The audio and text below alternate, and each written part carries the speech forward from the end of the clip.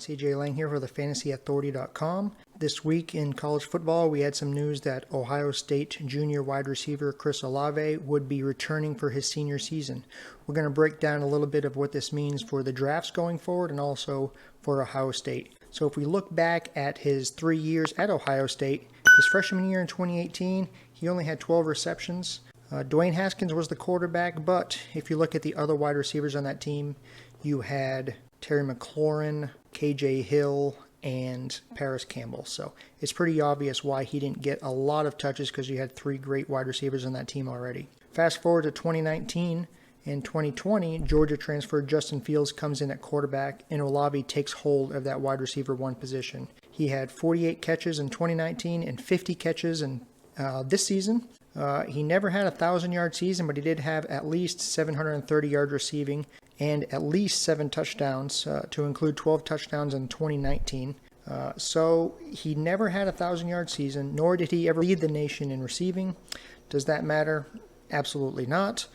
He was named first team Big Ten this year, was not named an All-American, but once again, it's surprising that fact because of how good he has looked on the field. So how does this affect the 2021 NFL draft? Well, this news really doesn't affect it whatsoever.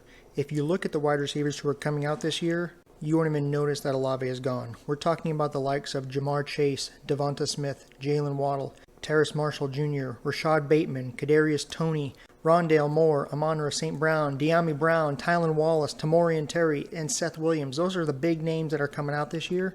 So I think Olave would actually do himself a favor by moving to the 2022 draft. So what does that mean for the 2022 draft? Well, right now there are really only 5 big-name wide receivers coming out in that draft. Fellow Buckeye Garrett Wilson, Georgia's George Pickens, and Clemson has 2 guys, Joseph Nagata and Justin Ross, and Purdue, David Bell.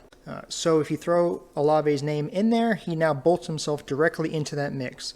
We saw what coming back for the senior season did for Devonta Smith this year, but the big question mark really for Ohio State will be, what is CJ Stroud, the new incoming quarterback, going to be able to do? Will he be able to get him the ball like Justin Fields did? CJ Stroud was, according to 24/7 Sports, the number 2 overall pro-style recruit in the nation. So that does bear well. Obviously, he's not a bum, but we'll see. If you look at the way too early projected 2021 Ohio State lineup, you got CJ Stroud at quarterback, and you've got wide receivers Olave, Garrett Wilson, Julian Fleming, and Jackson Smith-Njigba, and tight end Jeremy Ruckert, who also this week announced that he was coming back. So if you look at Olave's stats as a whole, nothing really jumps out of the paper, but he is an incredible route runner. He got open this year at the 6th highest rate in the country.